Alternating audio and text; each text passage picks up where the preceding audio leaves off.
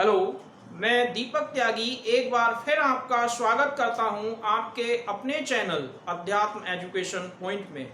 आज मैं एक नए टॉपिक के साथ आया हूं और उस टॉपिक का नाम है इंटीग्रेशन। मेनली आज हम बात करेंगे इंटीग्रेशन के बेसिक कॉन्सेप्ट की कि किस तरीके से हम इसके आइडेंटिटीज़ का यूज करते हैं। तो सबसे पहले हम बात कर रहे हैं कि इसे इंटीग्रेशंस है क्या। मेनली अभी तक हमने पढ़ा था डिफरेंशिएशन, यानी कि d/dx x इक्वल टू 1। हमें पता है कि x का डेरिवेटिव 1 होता है।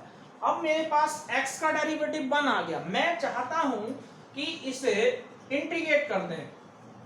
तो जब हम इसका इंटीग्रेशन करेंगे तो जैसे हमने 1 का इंटीग्रेशन करा, क्या आएगा 1 का इंटीग्रेशन x प्लस c। यहां पर क्या आया, ये से क्या आया कि हमने जब इसका इंटीग्रेशन करा, जो डिफरेंशिएशन आया था, तो उससे वो फंक्शन मिल गया जिसका हमने डिफरेंशिएशन किया था। तो इस तरीके से यहाँ पर ये क्या कहलाता है, इसे हम एंटी डेरिवेटिव भी कहते हैं। क्यों?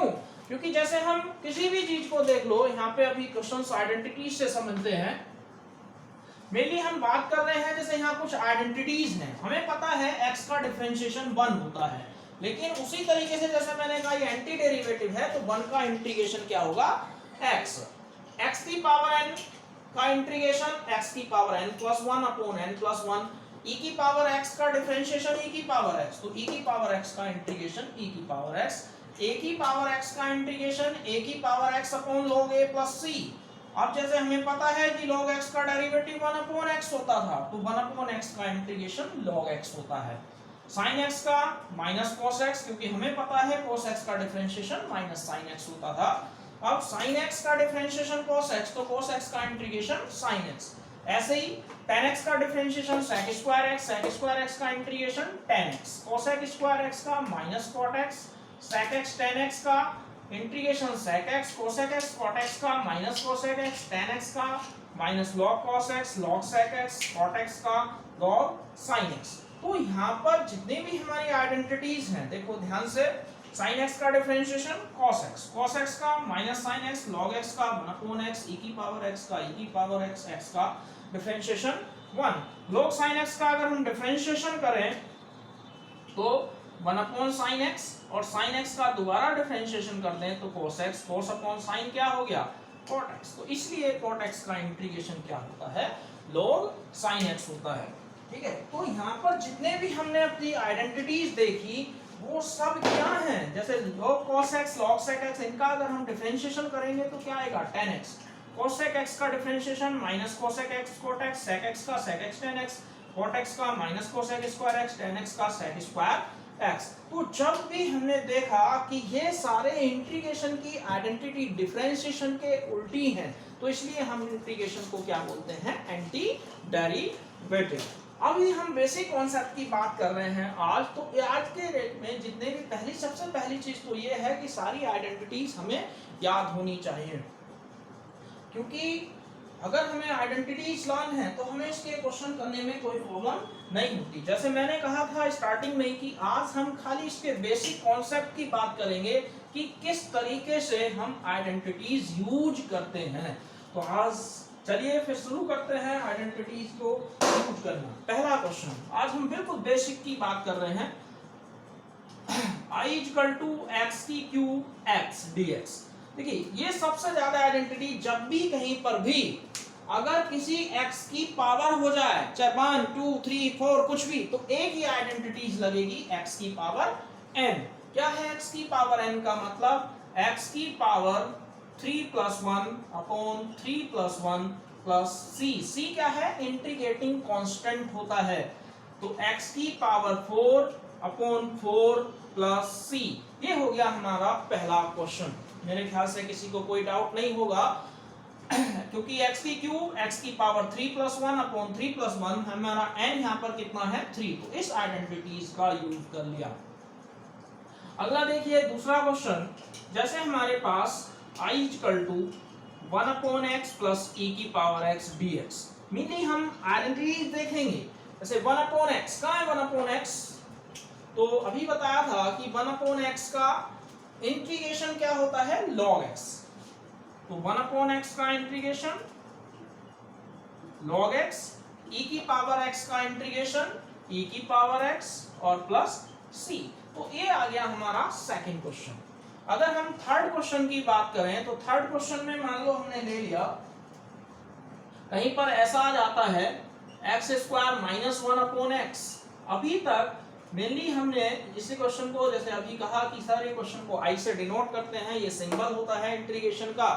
अभी हमने देखा कि अभी तक हमने ना तो इंटीग्रेशन में कोई डिवाइड रूल होता है, तो पहले हम इसे क्वेश्चन को सोल्व करके इस फॉर्म में ले आएंगे कि वो आइडेंटिटीज की फॉर्म में आ जाए। कैसे? जैसे हमने लिखा x²/x, अलग अलग कर रहे हैं, -1/x dx, x से x कैंसिल, तो कितना हो गया x - 1/x dx। कोई दिक्कत? अब मैंने कहा था कि अगर x की पावर 1 2 3 4 कुछ भी हो, तब वहां x की पावर n का फॉर्मूला ये रहा।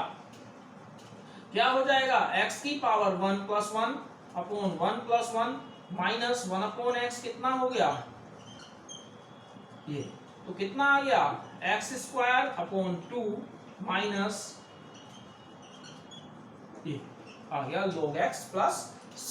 c हमारा इंटीग्रेटिंग कांस्टेंट, 1/x का इंटीग्रेशन log x, x की पावर 1 का, x की पावर 1 + 1/1 + 1, तो x²/2। मेरे ख्याल से सारे क्वेश्चंस क्लियर होंगे। अगला क्वेश्चन पे चलते हैं, क्वेश्चन नंबर 4। जब हम क्वेश्चन नंबर 4 की बात कर रहे हैं, तो यहां पर जैसे हमारा फोर्थ क्वेश्चन है, मान लो मैंने लिख दिया √x प्लस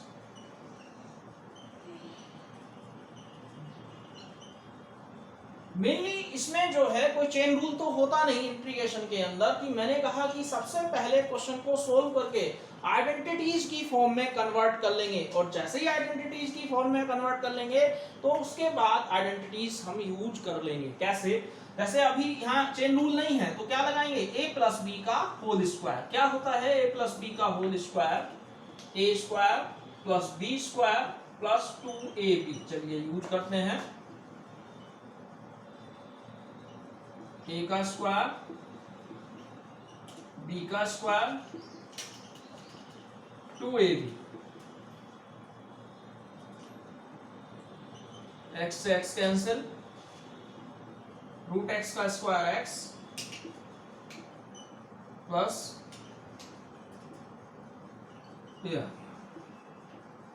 ठीक है, यहां तक कोई दिक्कत?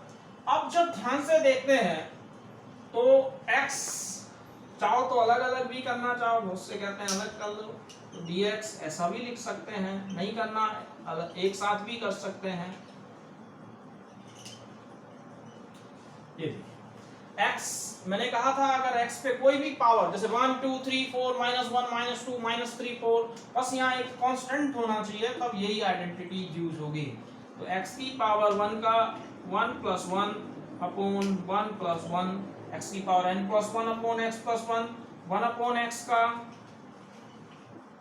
log x 2, कोई भी कांस्टेंट, जैसे 1 का इंटीग्रेशन x, तो 2 का इंटीग्रेशन 2x, 3 का इंटीग्रेशन 3x, 4 का इंटीग्रेशन 4x, यानी कि कोई भी कांस्टेंट हो उसके साथ क्या आ जाएगा x। अगर ना समझ में आ रहा हो तो 2 बाहर लिख लो, और dx का इंटीग्रेशन क्या हो जाएगा x, तो 2x + c।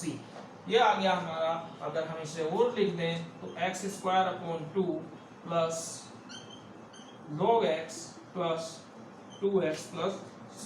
तो इस तरीके से हम जो है इसका सोल्व कर सकते हैं। अगला क्वेश्चन देखिए, जैसे हम अगले क्वेश्चन की बात करते हैं, यहां तक क्लियर? a + b का whole square, a² + b² + 2ab, यहाँ पे √x से √x कैंसिल, 1/x, √x का x 2, तो x की पावर 1 1/x 2 का इंटीग्रेशन 2x, 1/x का log x की पावर 1 का x²/2 प्लस c। आगे चलिए, जैसे हम क्वेश्चन की बात कर रहे थे, क्वेश्चन नंबर 5। अगर हम 5th क्वेश्चन को ले रहे हैं तो i = क्या है x + 1 और x + 2 dx। जब इसे सोल्व करेंगे तो यहां पर क्या आ जाएगा, पहले क्योंकि मुझे पता है प्रोडक्ट रूल अभी मैंने नहीं बताया, तो ये मान के चलो अभी है नहीं, आगे आएगा तब उसके बारे में बात करेंगे। तो जब यहाँ की इससे मल्टीप्लाई कर लेंगे, मैंने कहा कि सबसे पहले कोई भी क्वेश्चन हो उसे आइडेंटिटीज की फॉर्म में ले आओ। जब हम उसे आइडेंटिटीज की फॉर्म में ले आएंगे तो क्या होगा, x की x से मल्टीप्लाई x स्क्वायर, x की 2 से मल्टीप्लाई 2x, फिर 1 की x से x प्लस 2, ये आ गया। तो जब इसे सोल्व करेंगे तो कितना आएगा,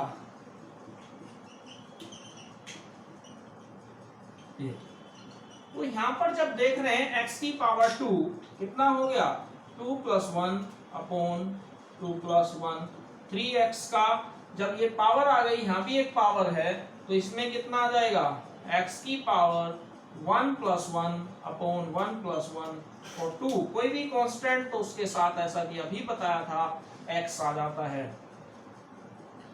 x की cube upon 3 plus 3x square upon 2 plus 2x plus c। चलिए एक बार और दोबारा से इस क्वेश्चन को देखते हैं कि जब x प्लस 1 x प्लस 2 था, पहले x से दोनों की multiply x square plus 2x plus 1 की x से x प्लस 2, तो ये हो गया x स्क्वायर 2x और x 3x प्लस 2। जब भी यहाँ पे मैंने कहा कि पावर 1 हो, x की 2 हो, 3 हो, यही आइडेंटिटीज लगेगी। तो x की पावर 2 का n2 हो गया, तो x की power n plus 1 upon n plus 1 3, ऐसे ही लिख लिया, कांस्टेंट है। अब x की पावर 1 तो n की जगह 1, x की power 1 plus 1 upon 1 plus 1 plus 2 का इंटीग्रेशन 2x, जैसा कि मैंने बताया था कि अगर कोई भी सिंगल कांस्टेंट है तो उसके साथ x आ जाता है प्लस c। c हमारा इंटीग्रेटिंग कांस्टेंट है, तो x की cube upon 3, 3x square upon 2 plus 2x plus c। तो ये हो गया क्वेश्चन नंबर 5। अब हम बात करते हैं क्वेश्चन नंबर 6 की। देखिए कुछ क्वेश्चंस ऐसे भी होते हैं जिसमें हमें आइडेंटिटीज बनानी पड़ती हैं। जैसे क्वेश्चन नंबर 6 क्या कहता है, i इक्वल टू हमारे पास है tan square x plus 3 dx। अब यहां देखो, अब तक जब भी मैंने पढ़ा था तो मेरे पास sec स्क्वायर x का इंटीग्रेशन क्या होता है, tan x। sec square x का इंटीग्रेशन ये पढ़ाया था अभी कि sec स्क्वायर x का इंटीग्रेशन tan x होता है। अब जब sec स्क्वायर x का इंटीग्रेशन tan x है, तो यहां देखें क्योंकि हमारे पास tan स्क्वायर x है और अब तक जितनी भी आइडेंटिटीज लिखाई उसमें tan स्क्वायर x का इंटीग्रेशन नहीं होता, तो यानी कि इसका मतलब ये है कि पहले tan स्क्वायर में ट्रिगो का या ट्रिग्नोमेट्री का कोई ऐसा फॉर्मूला यूज करना पड़ेगा जिससे कि हम जो है उसे इस आइडेंटिटीज में कन्वर्ट कर सके। जैसे कि हमारे पास यहाँ पे पहला आ जाएगा tan स्क्वायर x का, हम यहाँ बात कर रहे हैं tan स्क्वायर x का क्या फॉर्मूला होता है, पढ़ा था 11th में, sec स्क्वायर x माइनस 1 और प्लस 3 और इनटू dx, ये वाले आइडेंटिटीज थी। tan square x equal to कितना, sec स्क्वायर x माइनस 1। जब sec स्क्वायर x माइनस 1 है तो यहाँ पर क्या आ जाएगा, ये हो जाएगा sec स्क्वायर x और 3 में से 1 गया तो कितना बचा, 2 dx। और जब 2 dx, ठीक है, जब 2 dx आया तो sec स्क्वायर x माइनस 3 में से 1 गया 2, तो sec स्क्वायर x का इंटीग्रेशन कितना हो गया, अभी लिखा है tan x और 2 का इंटीग्रेशन 2x प्लस c। तो ये हमारा आंसर आ गया। एक बार दोबारा देखें, जैसे इस क्वेश्चन को ये हर जगह, चाहे इंटीग्रेशन में यहाँ पर हो, कहीं भी हो, अगर tan स्क्वायर x है तो उसे sec स्क्वायर x माइनस 1 में कन्वर्ट कर देंगे। क्यों कर रहे हैं, क्योंकि tan स्क्वायर x का इंटीग्रेशन नहीं होता जबकि sec स्क्वायर x का इंटीग्रेशन होता है। तो tan square x sec square x minus 1, 3 में से 1 गया और 2 बचा। अब sec स्क्वायर x का इंटीग्रेशन कितना होता है, tan x और 2 अभी बताया था कि कोई भी कांस्टेंट हो उसके साथ x आ जाता है, जैसे 1 का x होता है ऐसे ही 2 का 2x प्लस c हो गया। अब जब आगे देखते हैं तो आगे के एक क्वेश्चन और करते हैं इसी पे, ऐसा ही सेम क्वेश्चन नंबर 7। अब जब क्वेश्चन नंबर 7 की बात कर रहे हैं तो 7 क्वेश्चन चलिए ऐसा ही लिख लेते हैं मान लो हमारे पास क्वेश्चन आ जाता है tan square x plus coat square x और dx। देखिए अभी मैंने बताया कि ना तो मेरे पास tan का इंटीग्रेशन है और ना कोट का इंटीग्रेशन है। मैंने tan के लिए बताया था कि sec स्क्वायर एक्स का इंटीग्रेशन क्या होता है, tan x, और कोसेक स्क्वायर एक्स का इंटीग्रेशन क्या होता है, माइनस कोट एक्स। यही होते हैं इसका tan x और इसका माइनस कोट एक्स।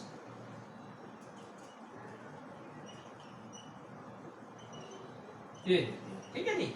अब यहाँ पे जब हमारे पास tan है, कॉट है, तो ना तो tan के स्क्वायर का इंटीग्रेशन ना कॉट स्क्वायर का इंटीग्रेशन, तो हम जो था ये आइडेंटिटीज यूज करेंगे। tan स्क्वायर एक्स का फॉर्मूला क्या होता है, sec स्क्वायर एक्स माइनस 1। पढ़ा होगा सबने कॉट स्क्वायर एक्स का formula cosec square x minus 1। तो ये दो आइडेंटिटीज tan के लिए और कॉट के लिए हमेशा यूज करनी है इंटीग्रेशन में, और इनके क्वेश्चंस हैं भी। जब हम tan स्क्वायर एक्स का मैंने क्या लिख दिया, sec square x minus 1 plus, अब जब हम यहाँ देखते हैं तो कितना आ जाएगा, यहाँ तक क्लियर। tan स्क्वायर एक्स, ये tan स्क्वायर एक्स की आइडेंटिटी, ये कोट स्क्वायर एक्स की, तो sec square x cosec square x minus minus 2, ठीक है, यहां तक समझ में आ गया।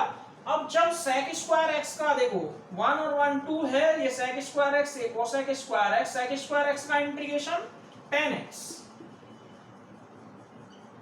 कोसेक स्क्वायर एक्स का इंटीग्रेशन माइनस कॉट एक्स, और 2 का इंटीग्रेशन क्या हो गया, माइनस 2x प्लस 3। ठीक है, आ गया tan square x, sec square x minus 1, cot square x, cosec square x minus x, sec square plus cosec square x minus 2, तो tan x minus cot x minus 2x plus c। मेरे ख्याल से अब आपको सबको clear होगा कि हम किस तरीके से आइडेंटिटीज का यूज करते हैं इंटीग्रेशन के अंदर। और जैसा कि मैंने कहा कि इंटीग्रेशन और डिफरेंशिएशन दोनों ही कैलकुलस के पार्ट हैं और बहुत ही इंपॉर्टेंट पार्ट है इंटीग्रेशन, लेकिन इसके लिए मेनली डिफरेंशिएशन का कॉन्सेप्ट आना बहुत जरूरी है। अगला जो हम इसमें टॉपिक होगा वो होगा चेन रूल। वो इंटीग्रेशन का सबसे मेन पार्ट है। चेन रूल कह रहा हूँ, सब्स्टिट्यूशन मेथड। जिस तरीके से डिफरेंशिएशन में चेन रूल होता है, वैसे ही इंटीग्रेशन में सब्स्टिट्यूशन मेथड होता है। तो अगर आपको सब्स्टिट्यूशन मेथड आता है तो फिर इंटीग्रेशन में ऐसा कुछ खास नहीं बचता। तो अगर आपको ये वीडियो अच्छी लगी हो तो इसे लाइक और सब्सक्राइब करना ना भूलें। आज के लिए बस इतना ही, धन्यवाद।